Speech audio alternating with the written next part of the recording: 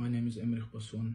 I'm a 23-year-old South African citizen and I'm currently stuck in Dubai, in the UAE. I have no passport. I have a travel ban on my name. I've lost my home. I had to give my dog up for adoption and I'm currently staying in a hotel room. I can only stay here for the next 2 days, after which I will be homeless, which is a crime in the UAE. This all originating from the fact that I walked across the road in front of a Chinese lady's car. In May last year, I went to dinner with my friends as we were celebrating a birthday. We came out of the shopping center and we had to get into a taxi that was on the other side of the road. I walked across the road where a Chinese lady was proceeding to drive in front of her car. I didn't think much of it. I got in the taxi and I went home. The next day I had a flight to Houston, Texas, as I had worked for Emirates as a cabin crew. Following a 52-hour layover in Texas, I did a 17-hour flight back into Dubai. I arrived tired, thirsty, and quite frankly hungry. My immigration card didn't work and they told me to go to an immigration officer. The officer informed me that there's something wrong with my immigration card and just asked me to sit in a room. I waited there for 8 hours with no water, no food, and they didn't allow me to sleep. Another 2 hours passed and we're on the 10-hour mark. Police officers entered the room. They asked me to remove my uniform, which I did.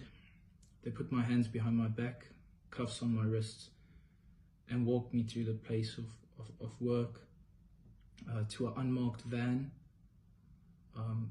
in the middle of the night.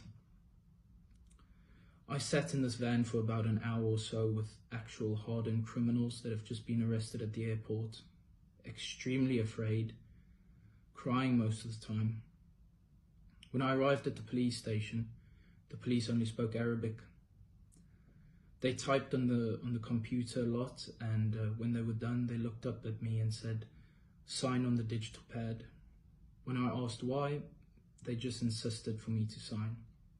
When I signed on the pad, they informed me that I now have a travel ban, and they took my passport from me.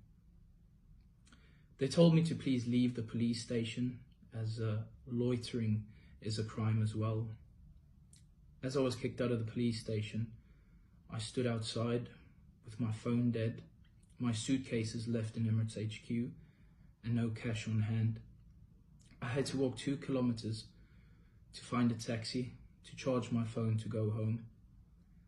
It was only when I came home that I realized the severity of the matter.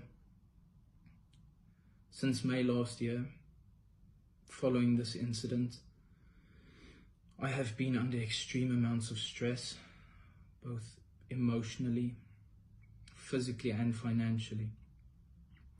I have lost my job. I cannot pay my debt, which at the time of recording this message, I received a SMS notification from the bank that my debt went off and there was no money in my account. This means that in the next 2 days I will be arrested for not paying my debt. The Dubai government does not want to proceed with the case of walking across the road. They don't want to drop the case, and for an entire year they told me that it's under investigation. On the 11th of July this year, my family and I begged and reached out to the South African government, including the Department of International Relations and Cooperation.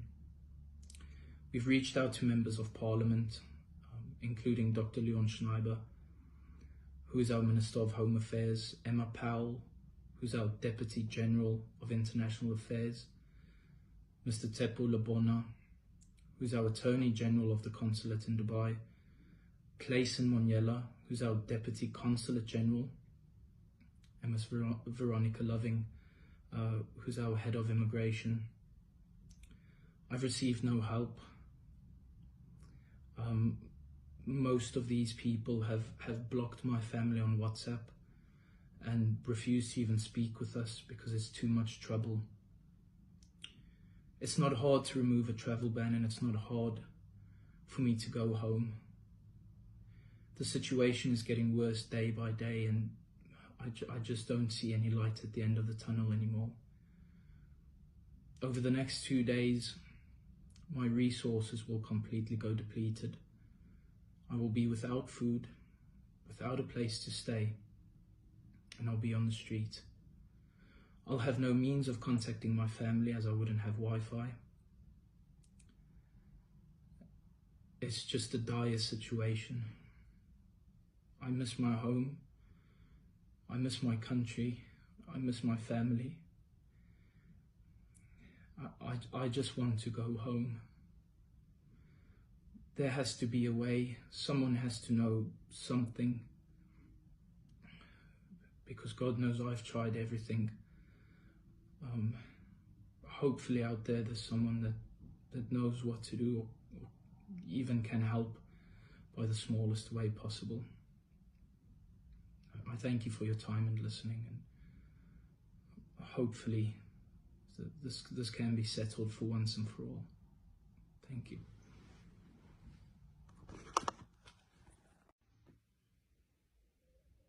I'm the mother of Emmerich Passon. My name is Sonia.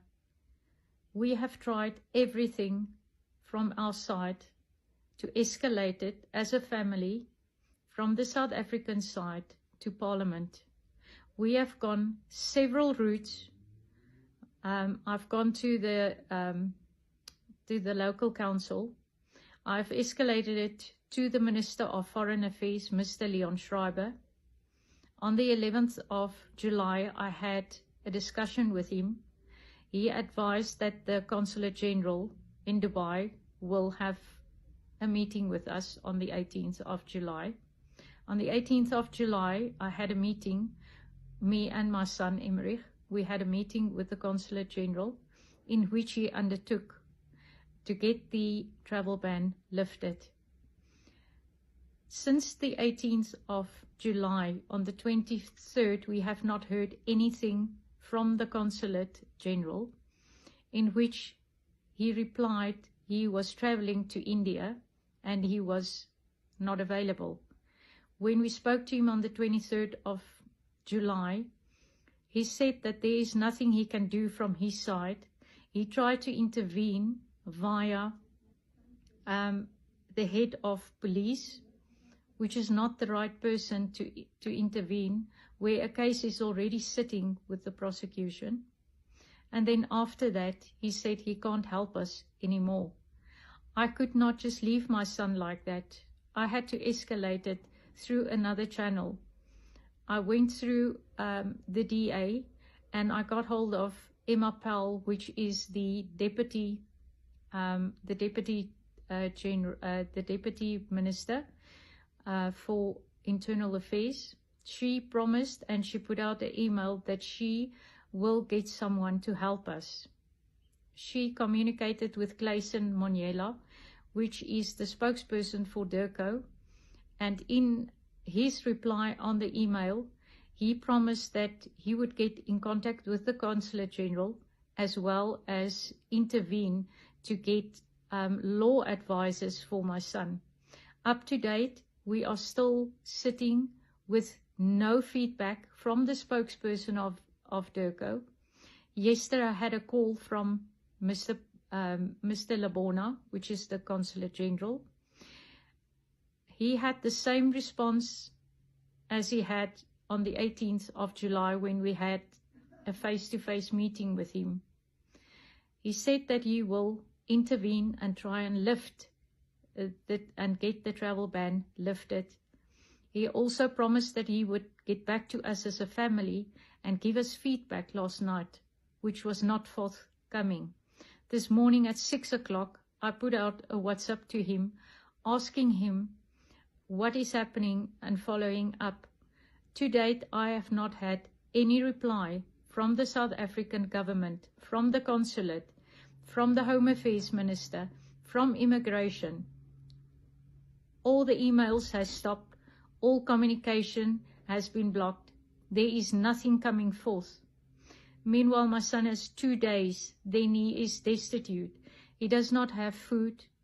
I have just learned, while speaking with him this morning, that his health is taking a turn. We cannot financially keep him there any longer.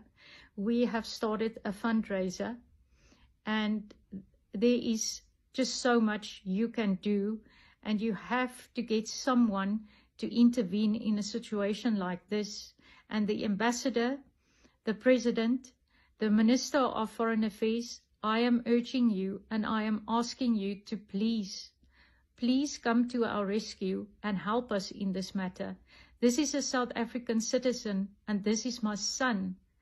As a mother, I'm asking you, please come to his rescue. Help him. He doesn't have financial means. He doesn't have legal representation. And most of all, you can diplomatically intervene and get him home. Get him home safe for us, please, as a family. I urge you.